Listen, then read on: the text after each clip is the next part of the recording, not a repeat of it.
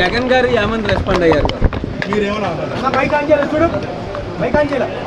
రాజశేఖర రెడ్డి గారి మనవడి పెళ్లి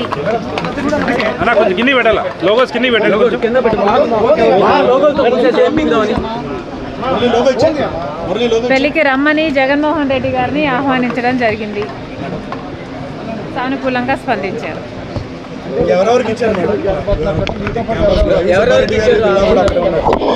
ఇంకా ఎవరికి ఇవ్వలేదు. మిగతా వాళ్ళందరికీ కూడా మొదలు పెట్టడం జరుగుతుంది. పెళ్ళి అనేది చాలా ముఖ్యమైన విషయం కనుక అందరూ వచ్చి నా కొడుకును ఆశీర్వదించాలని మనస్ఫూర్తిగా కోరుకుంటున్నాను.